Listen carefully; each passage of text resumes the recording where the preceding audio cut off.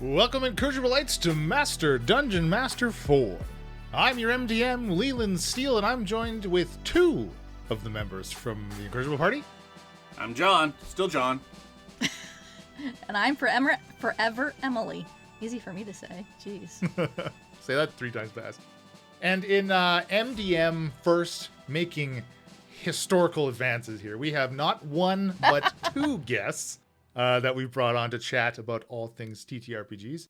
Why don't you go ahead and introduce yourselves?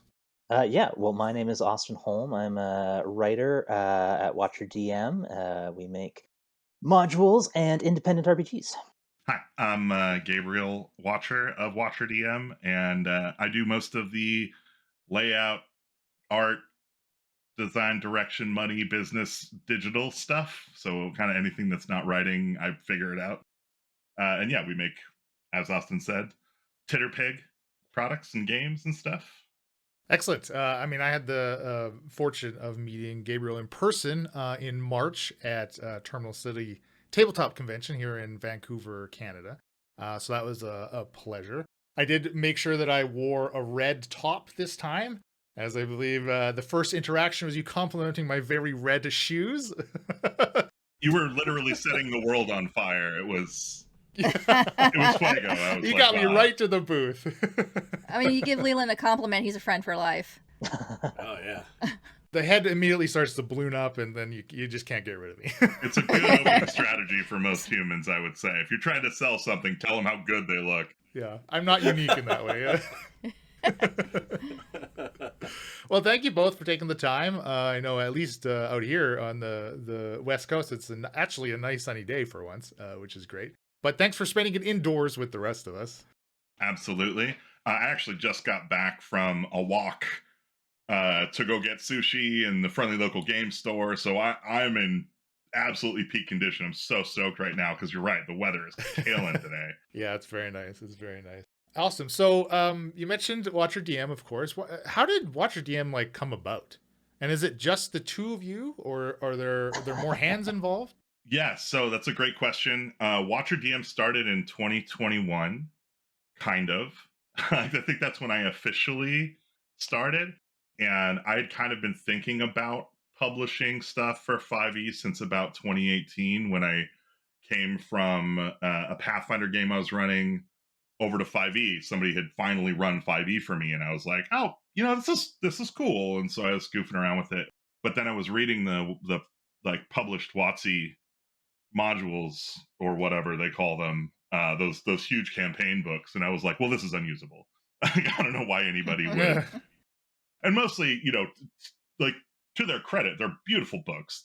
They're the writing is great if you're wanting to read prose. They're kind of beautiful.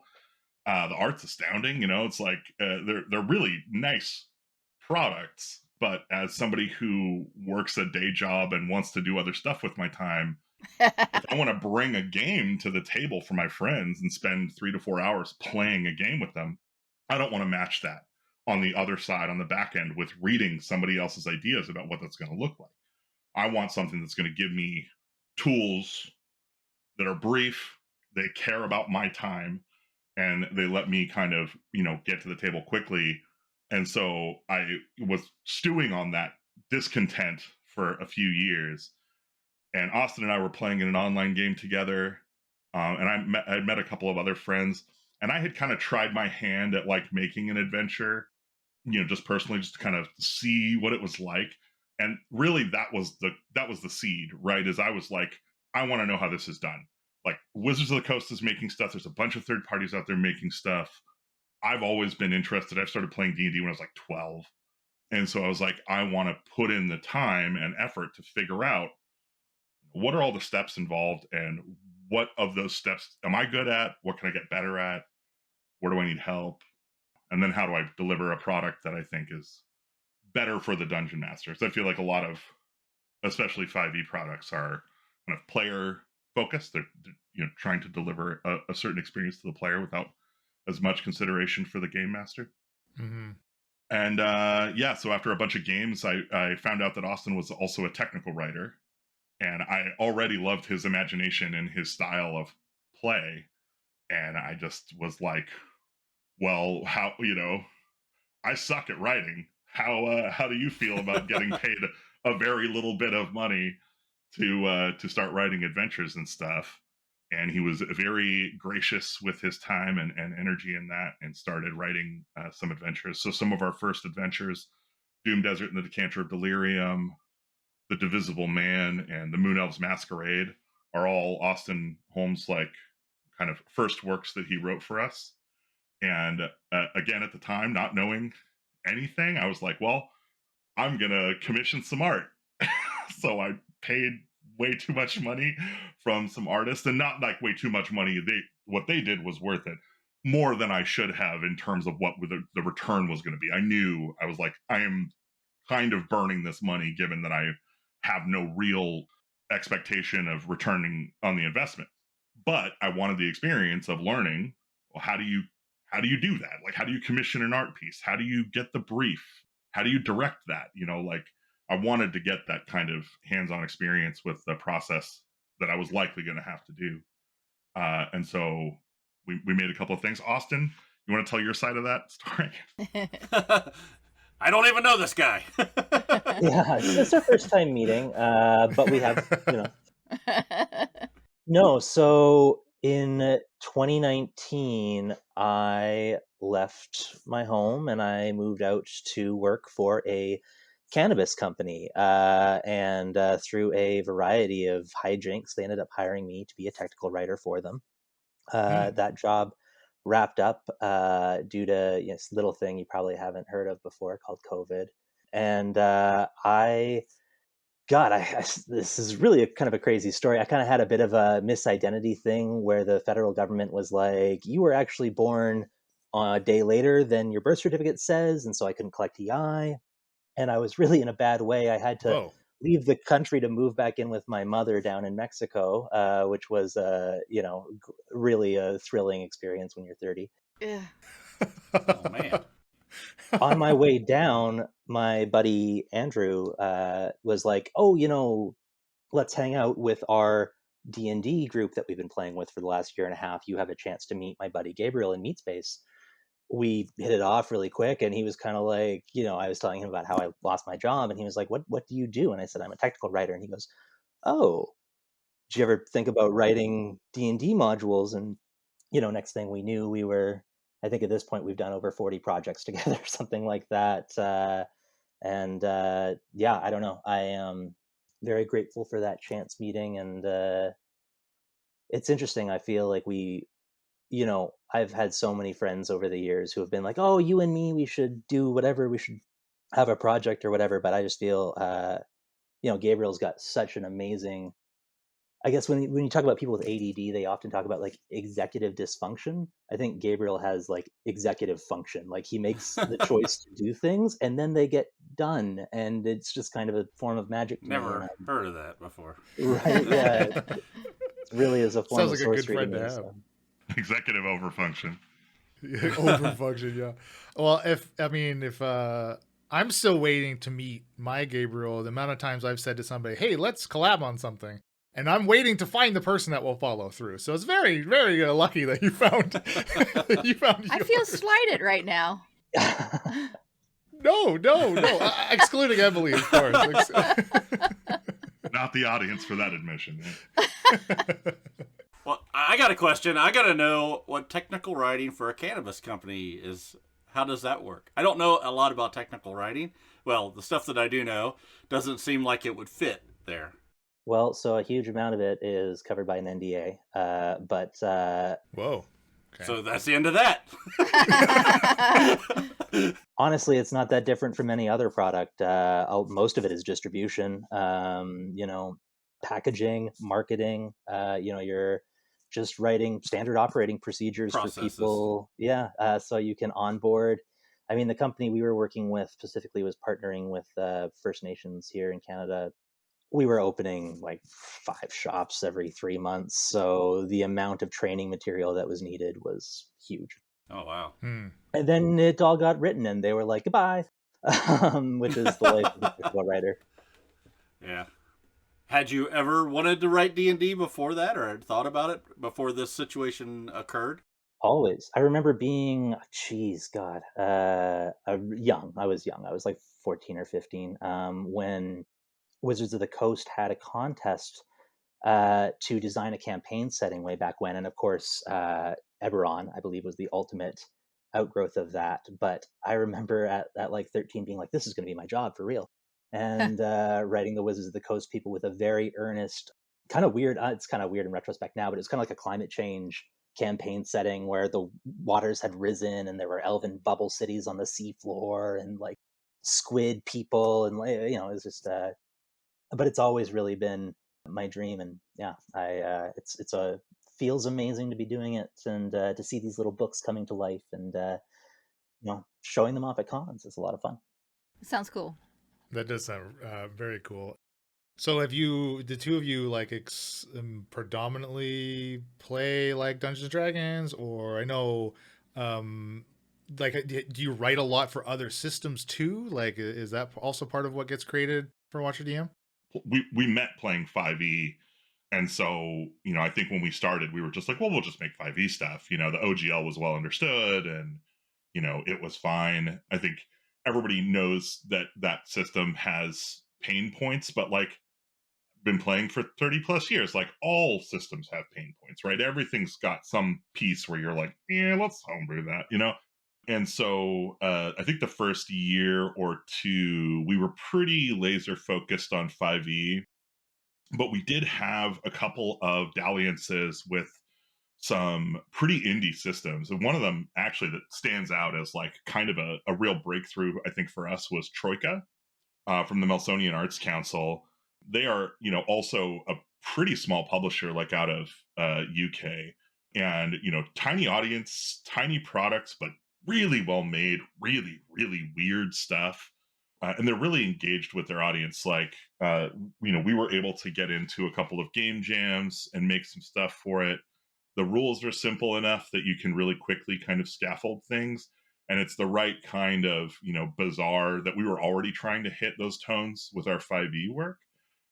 So it just felt really really natural for us to kind of work on stuff like that. I think one of our bigger sellers from our kind of early years is Drawn from the Margins, which was a book we made for the I think it was the Marginalia game jam. It was like the Illuminated Manuscripts game jam, and it was like, take art from the Illuminated Manuscripts and make some TTRPG product out of it. And Austin came up with this amazing, story of this monk who had been doodling in the margins and was kind of unknowingly a wild magic sorcerer, and had all of his marginalia had like come to life and kind of ruined this abbey and the countryside around it. And so you've got these cartoon rabbits running around and taking the monks and killing them on hills, just all the weird marginalia art, the dog doctor, really really strange stuff. And at that time you had asked the question like, who else is in WatcherDM? I had at that point kind of started spending a lot of time with Alicia Yo, who did a lot of the layout stuff for that book, and really helped me kind of come into my own. She has some experience in doing visual communication stuff from her time in school, and so she's been a huge help to me, just learning how layout works and how to visually identify and communicate things. So she worked with us on that book. She's also done the layout for our next Kickstarter project, The Privatized Little Hell, also written by Austin. It's a dark comedy, high level adventure for 5e that's capitalism gone wild in hell. Mammon's taken over. Yeah, if I could micro pitch for a second, Oh, the yeah. pitch is that hell has gone bankrupt, not just morally but financially this time. Pride has fallen, greed is risen, and in the cost-cutting frenzy, the forces of good have sensed a moment of opportunity to rescue a soul from damnation. I don't know if you're familiar with the story of Tantalus, but he like steals this golden dog from the Olympians or whatever, and he's tortured in Hades for it. And so God wants his dog back, so you got to get Tantalus out of Mammon's domain. And Okay. yeah, it's super super fun. Not a lot of modules out there for level 16 5e players, we find. So hopefully people enjoy it. Yeah, well, that's true. Yeah, that's honestly a good point. I was like, what's the general level range, right, that most of your content pertains to. Well, for me, I love 5e. I think it is probably the finest RPG system ever designed, specifically from levels 3 to 6. It works so well for those 4 levels, and anything else is just a nightmare. Yeah, I feel that. I Yeah, definitely feel that. we like to lean into that. We have some very, like, Doom Desert is a very, it's a bit of a meat grinder, first level, second level 5e adventure. We've got some higher level content coming out now. Do you like playing it where it's a little tough? Like you like your games to be, deadly? Gabriel makes fun of me all the time because I never put in treasure. I'm like, everything should be, a trick. Or Everything is planned. Gabriel always has to go in afterwards and Splenda the whole, I get a little sweetener in there to keep the players into it. And, Give them something to find, man. Give them something to find. But yeah, I mean, I think like one of your earlier questions was like, what else do you play? And like Troika was just like the gateway, right? So once we started playing Troika, we were like, okay, well, all this stuff is probably going to be cool. And so since then, we've played, a bunch of Shadow Dark. We've been playing a ton of Mothership lately. We've played some old school Essentials. We're going to be playing a lot more of that. Oh, I've wanted to play that. Yeah, we played some Lamentations of the Flame Princess a few times. I think we're going to be trying to swap over to Dolmenwood as a rule set for some of the things we want to do with that.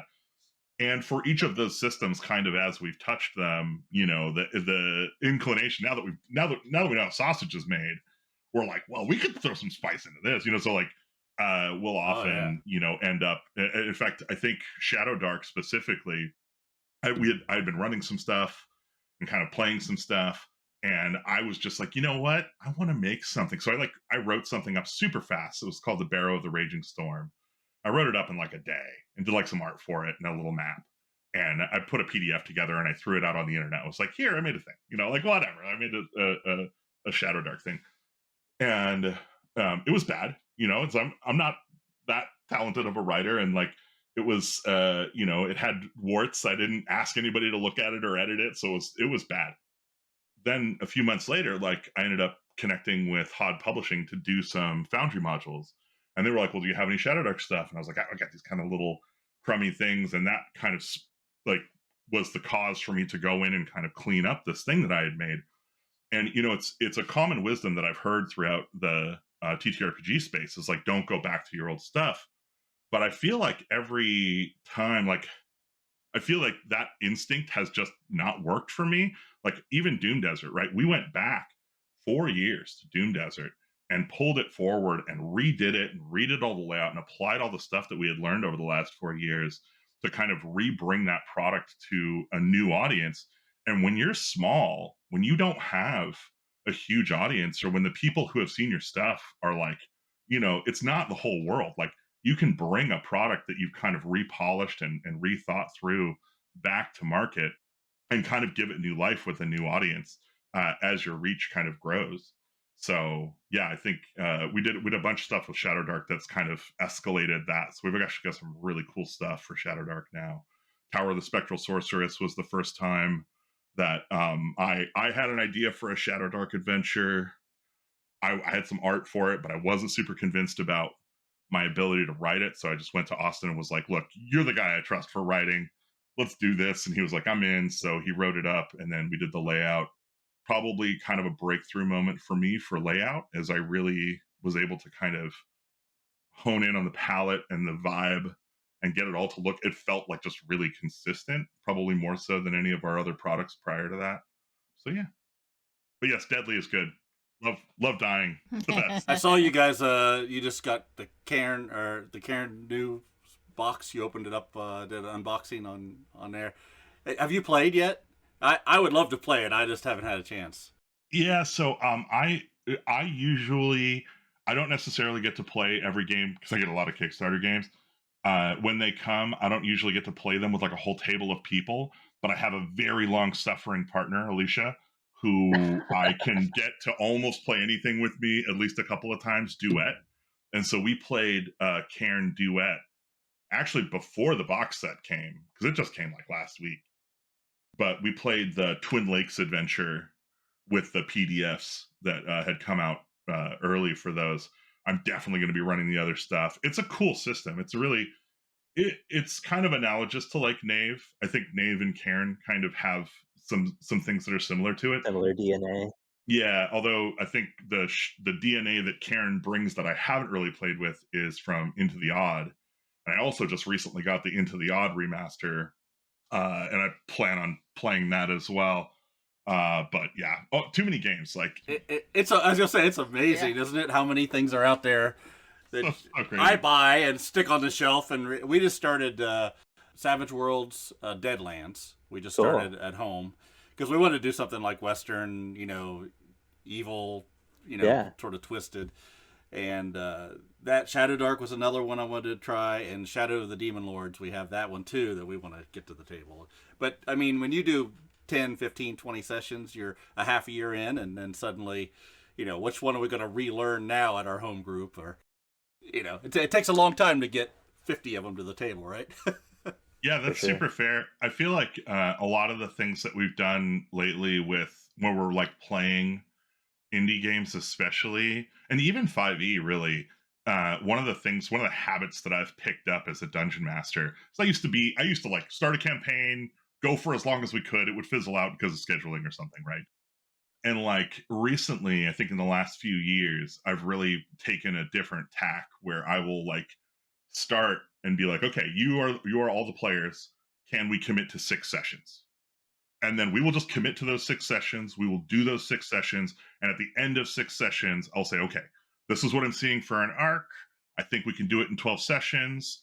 Let's commit to 12 sessions. And if people need to rotate out, like it, and having that conversation on a cadence and setting like an established kind of timeline for execution has completely revolutionized how I play all games, right? Because I can say like, hey, we're going to run a 4-session Shadow Dark. And everybody knows, like at that point, we've got 4 sessions to go. If you want to do your really big heroic thing, do it in session 4. Like, if you're done, like you can be done. There's an off ramp. And I feel like that's something that's not built in enough to our notions about campaign adventures, because these story adventures, like these story games, right? They're like the stories can go on forever. If you don't have that conversation about what your expectations are for achieving, an end game, like it could really get pretty bad. I think probably all of us have experienced that, right? You got your first session, which is pretty much, just learning the rules with everybody, right? And getting the basics down. And then how much you're going to really dive into this thing on the next 3 or 4. When we just started our Savage World, what I did was just gave everybody pre-made characters, and I sat down and said, let's play. And we just started playing, and then I go, okay, now I sort of set it up so there'd be a scenario where we're going to learn how to shoot guns. And then we all sort of learned that. Then session 2, we got together and said, okay, let's make characters. Because now you know how the things on the character sheets work, right? So you're not blind to... I think a lot of people just start out with making a character, and you don't know what the hell you're doing. Yeah, I think it's something I've heard repeatedly throughout my life, and I kind of bring it up every time we talk about games. It's like, nobody learns baseball by reading the rules of baseball, right? You learn games by playing them. And so, like, really the best thing to do in almost any game scenario is to just start and then answer those questions as they come up. Well, what if I want to do this? Or what if I want to do that? And what I like about that approach to games is that it implies that rulings are more important than rules, because you don't know the rules yet. Everything is a ruling, right? Once you kind of learn that some of these things are codified, that you start going, well, you're not following the rules. And it's like, well, I'm the dungeon master. Like, they don't kind of apply to me. Yes. I am the law. Yes. Or something. I am the chaos most of the time. It's kind of an interesting thing that happens with onboarding people into games where, like, there is a resistance where people are like, I don't want to learn a new system. Like we're just moving into an OSE campaign. We just had somebody be like, I'm a 5e Gabriel. I don't want to learn this OSE stuff. And it's like, when you're sitting player side, the rules are always, hey, DM, what do I roll? Like, you ask and you play, and it's imagination. And the only thing that we really require players to be self-directed on is usually character creation. I have an 18-year-old cousin who just was staying with me this last summer, and she's just getting into RPGs because she's like living in the house with them now. And it's crazy to me that 5e is so many people's first entry, because the character creation process is just so laborious and expects you to understand the system so well. Play something like, Knave or something, it's just like character creation is 5 minutes and you're off. You don't need to know anything, you don't need to be a master of the system, you can just play. I really do like that hybrid approach. It's like a in between the one shot and the campaign, right? Just the set definition. Because the great thing about a one shot is it's so much easier for everybody at the table to buy into it, because it's only lasts so long. So like it doesn't really matter. Well, my character wouldn't do this. Well, it doesn't really matter because we're all here to do this one thing. So let's just do this one thing, because that's the point of what we'd sat down to play. So you can like get the best benefits of that, and then also the best of a longer running campaign, and kind of like squish them together the way like I think that's a really smart idea. I like that a lot. Speaking from somebody, we just had our first campaign was 207 hour-long episodes. And that was all Amazing. edited down. Like, yeah, they could go for a fucking long time. I mean, it could take forever. Yeah, we need to have that conversation, Leland, for campaign 2, right? We should have. Yeah.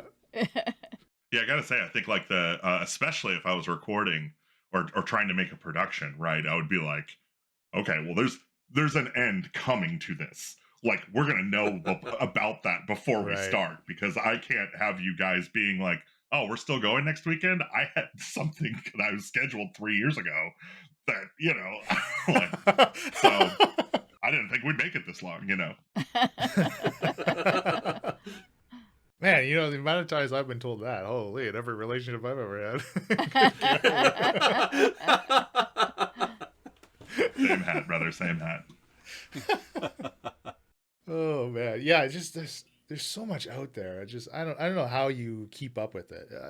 I guess it's similar. Like if you're more of like a board gamer versus a tabletop RPG gamer, like there's a whack load of board games and hobby board games too that you just keep up with. I guess it's similar. Obviously, less barrier to entry, but I guess you can say the same thing about any hobby too. It's like if you're super into video games, there's just like so many indie games that get produced on monthly, weekly basis. It's just like, man, there's always so much more than what you realize to any given hobby, it seems. It's really crazy to me. I think back to when I was kind of getting into this hobby, and like, it's like either you have a game store in your town, and that guy, he determines what RPGs get played in your town. Like, he's the gatekeeper, he Right. decides. And now it's like, drive through RPG doesn't have what you're looking for. There's literally dozens of other, online retailers who will have their own little self-publishing sections. Just tons of people kind of singing their heart song out there right now, and in a lot of ways it's really exciting. In a lot of ways it's a lot of it's a lot of noise in a small room, but I feel like when you kind of it's like when you, like you say, like you play video games, or like you have a hobby like that, you do kind of get a feel for where to find the stuff that you're gonna love. You know what I mean? And you know what creators you're responding to, and you know what reviewers have similar tastes. So trying to put your content out there, do you feel like you're screaming into the void, or do you have like good places that you go where people give you great feedback and that kind of thing? We've had some things like we're doing Pocket Quest right now for the drive-through People's Game Jam, and we did that a couple of years ago for a game called Camp Kingdom Come, which is kind of the setup is you are a camp counselor at a Bible camp, and it is the last 7 days, like the 7 horns are being blown, the 7 seals are being broken open on each of these 7 days at camp, and the world is ending, and you have to kind of shepherd these kids through that. And we made it in a month, and it was based on an idea a friend of ours had, and super breezy thing, but it got a ton of attention, and people really responded to it, I think, because our friend's idea is a solid concept, and because the Pocket Quest game jam thing, doing game jams is amazing. If you're starting out, do that as my advice. On the other hand, we have some other things. I'm gonna just come out and say it right now. We wrote a thing called Kung Flurry, and specifically we wrote an adventure for it called Ninjas Killed My Sensei. Gabriel, correct me if I'm wrong, but I think we've maybe sold a single copy of Ninjas Killed My Sensei. And I think it's goddamn fantastic. People, if you're listening to this, go now and check it out, because I think we really nailed it with that one. And that kind of felt like we were talking to a wall. But hopefully it'll eventually spread. If I keep haranguing people about it on podcasts, word will get out and people will avenge their senses. Yeah, so I think we have sold a couple of copies. I know we sold one the other day, again, among the first. And it came out of, I was in the TTRPG Patreon Discord, and we were talking about innovative RPGs for the Crit Awards. And, we were all talking about, like, well, what's innovative? And I was like, well, I got to tell you about this game we made that uses a pivot and balancing cards as its central mechanic for, like, deciding failure. Like, if your cards fall off the pivot, you die, you're knocked out or whatever. And they were like, what is this? I was like, yeah, Kung Flurry. And so they looked it up and they went and picked it up, because they both were just like, why have I never heard of this? This is such a cool idea. And so, yeah, like, it is 500% void shouting, right? And I think that's just what creation is in the digital age. Like, start a YouTube channel, right?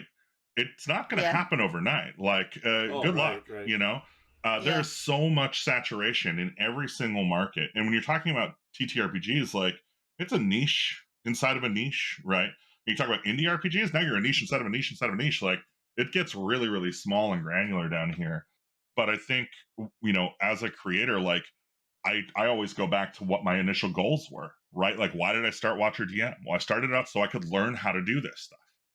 Am I done learning? Not even close. I got so much stuff I want to know. I got so much more stuff I want to make and learn how to make. I want to make a box set. I want to do a Kickstarter that's got a sleeve thing with a little ribbon that pulls out the books. Like, I want to do shit like that because we need it. No, because I want to make it. I don't even think my ideas are the best ones to go in the book, right? I want to work with people that are going to bring the coolest ideas, and then let my opinions about what makes a great product for a GM influence how that product ultimately looks. But, like, I want it to be the best of kind of what we can make, we being the people that I know. But the other goal, I think, when we started, because, obviously I think money is something you have to think about when you're starting an endeavor like this. Like, I was obviously throwing money away at the beginning. I was like, okay, well, if I'm putting all this money in and time and energy and stuff, someday it should be worth something. So creating products is creating kind of a slow, small, steadily growing revenue stream, and it's not a ton, certainly not at the beginning, but I'll tell you, we've got like 60 products now, and it's not small. Like, it's, it certainly isn't anywhere near what it would need to be for it to be considered a business that's, that somebody's surviving on. But with the revenue we're making now as a business, I'm able to pay Austin for 2 weekly blogs. We're able to kind of commission some art for some new stuff. We've had a couple of kind of really small, punchy, scrappy Kickstarters, but because of the size and our kind of how we work, we've been able to kind of deliver on those early. And I think the products are really good. Like, they speak for themselves in terms of quality. And so, yeah, like, it's growing every week. It's growing.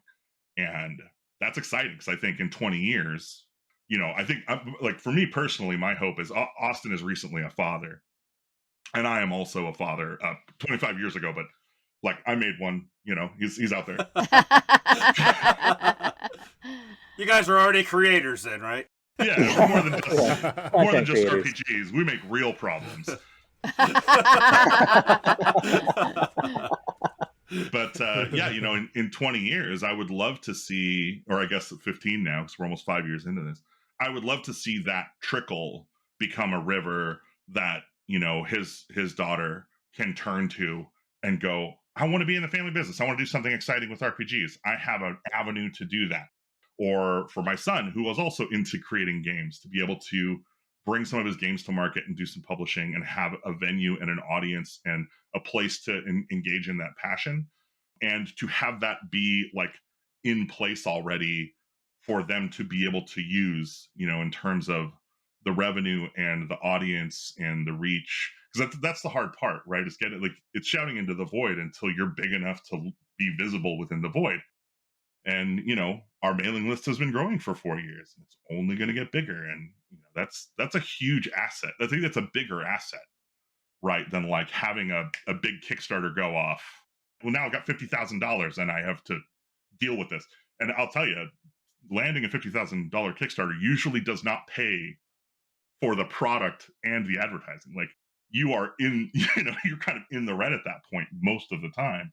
In fact, I think Luke Hart from DM's Lair was doing a video about that like this morning or yesterday, where he was like, he just had his Kickstarter.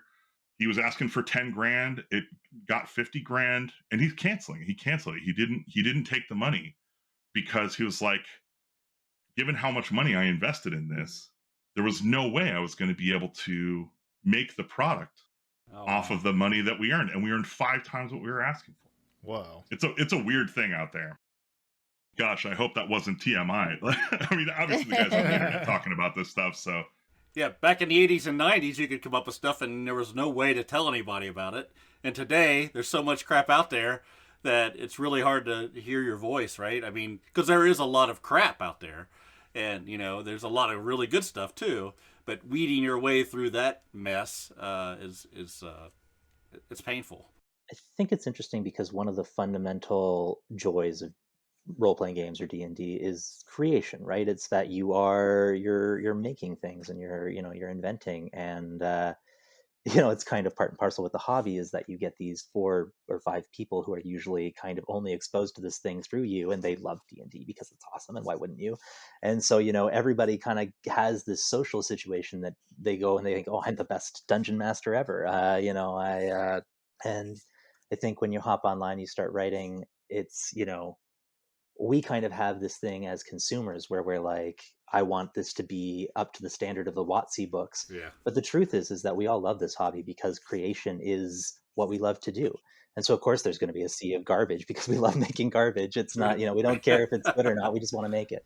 And so, all we can do really is, I think our partnership works really well, I think, because we're both kind of different kinds of perfectionists and unwilling to let the other person's perfectionism stop the process, but also we're hold each other to a high standard. And I hope that when people engage with our stuff, because it is fun to read garbage that other people write, even just because you're part of a community, you're part of a hobby, and it's fun to see people's 9,000 dwarven mine that has some goblins in it. That's fine. I'd like to read that stuff too sometimes. But my hope is that when people engage with our stuff, they'll see that it's something a little bit bigger than that, I hope, and that they'll come back for more. They'll join that mailing list, and hopefully we'll kind of organically get to the point where, things happen.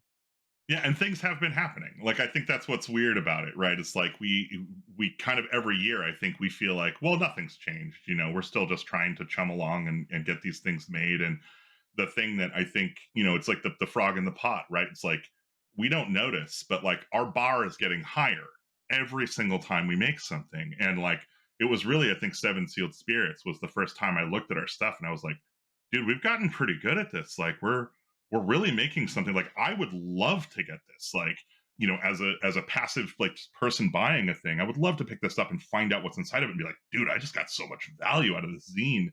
And that's the feeling that I really wanted to deliver in the first place, right? As I would pick up a 200-page book and be like, oh my, really? Yeah, you're describing this again? We're talking about how illumination works? We're at 500, like, it's crazy. It just gets weird. And so like seeing, ourselves be able to create those kinds of things that I always wanted to make has been super invigorating. And we're on this podcast because you saw what we were making at some con and like, that's awesome. Composed Dream Games, the company I was representing at that con, like Josh, awesome guy. What he does is he takes all kinds of indie RPG creators and he will basically sell your books on consignment, and he'll take them from like all over Canada and I think all over the world now. He goes to UK too. He's got a UK storefront, and go and take them to cons so that your indie game can show up at a convention. And he'll work with retailers and he'll get you into friendly local game stores what a revelation, right? Like, you want to talk Yeah, about shouting yeah. into the void, like, absolutely. If you're trying to get attention or sell books on Twitter, good luck, pal. Find somebody like Josh who's doing the work, doing the legwork, and shaking hands and kissing babies, or like Hmm. kissing hands and shaking babies is the way Austin likes to say it. That was another big revelation, was going to TCTC. I forgot how much I love sales. I've been doing software development, software engineering for 25 years or something, of working behind a desk. And I have a social streak, obviously. I tend to the management track of technical stuff, but being out there, and like, my voice works well, and I'm a pretty engaging person. And so being able to get people to get excited about things in a conversation at a table, and talk about what their joys are, and find that on the table, and make sure that they're walking away with a smile and some value, it's exciting. It's a really cool experience. And like, that's really hard to achieve in the vacuum of the anonymous internet. No, I love going to cons and talking to people. I'll say, tell me about your game. Give me the 2-minute pitch, and you can tell really fast if they really love what they've created, or they're just trying to sell you something that it comes across really fast, and then they'll start showing you different things, and then you're 20 minutes into a conversation about this cool thing that they did. I like meeting people at cons and talking about what they've done. It's awesome. I'm excited to do a lot more cons coming up. I think we're going to be at ProtoCon in November. I'm going to be volunteering for that with Jayla. She was doing Proto Alley. She was one of the Proto Alley vendors at TCTC, and I met her at the TCTC last year.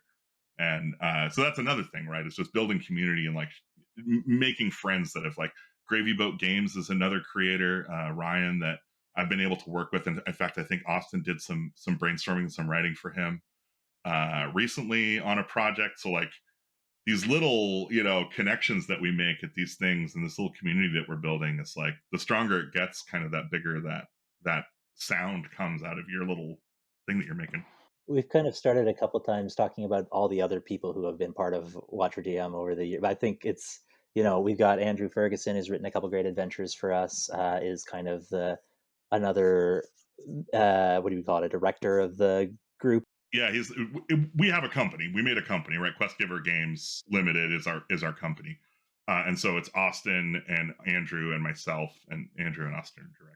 Over the years, we've had probably, I would say, probably about 7 or 8 writers come and go, including my lovely wife, Chelsea's written some great blog posts. We were just talking earlier today about she played a Kenku for the Moon Elves Masquerade playtest.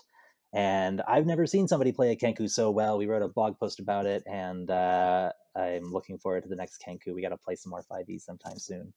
A whole whack of writers have come and gone. We've had a whole bunch of artists. You were talking about horror westerns earlier. We have a little project in the works called Blood Prairie, where the idea is that God comes to Earth to teach compassion and non-judgment, and we show him what we do to people like that around here. And now God is dead and buried, and the sun no longer shines on the prairie. Vampires are selling blood. They're driving human herds across the ruins.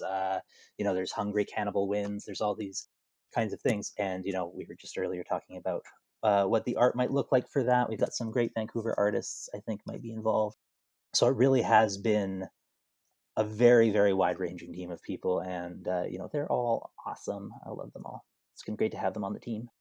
I mean, that's awesome that you now get this opportunity, right, to give others the opportunity, right? So it's like you still. I know it's always like this hierarchy isn't the proper right, but this is the layers of like, okay, great, someone else is helping us, but now that lets us help other people as well, right? So it's all this, yeah, it's all, like you say, it's all the connections in the community. And yeah, no, it's just obviously awesome getting to meet Gabriel in person, and obviously having both of you on here for the show.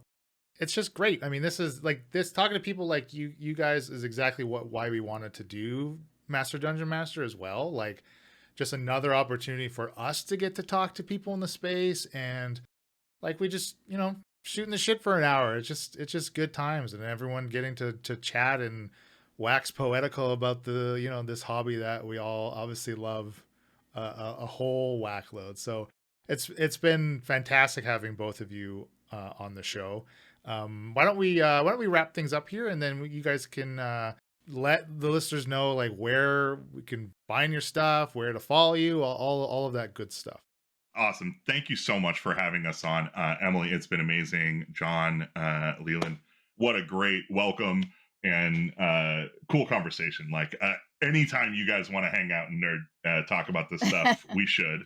And if you ever want to talk about creating something and you think I might know something that could help, my door is open. So I'm sure Austin I can convince him to do the same. But if you want to pick up WatcherDM stuff, you can get it at WatcherDM.com. Come join our mailing list.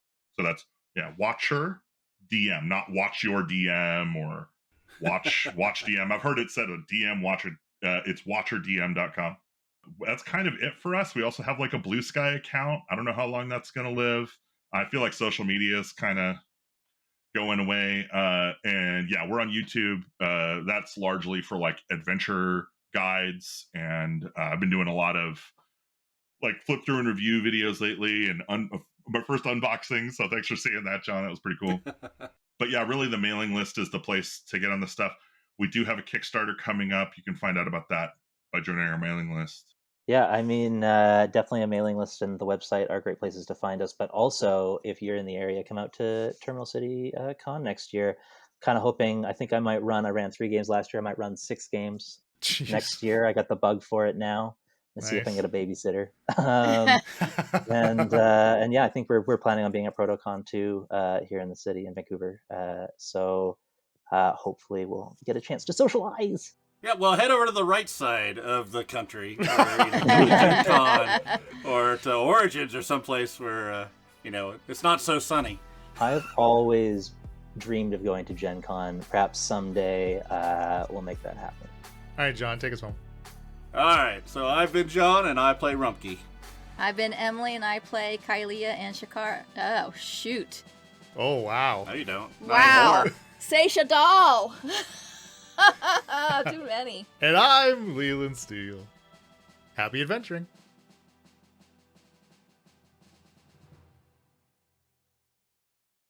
This has been a Sounds of Steel production.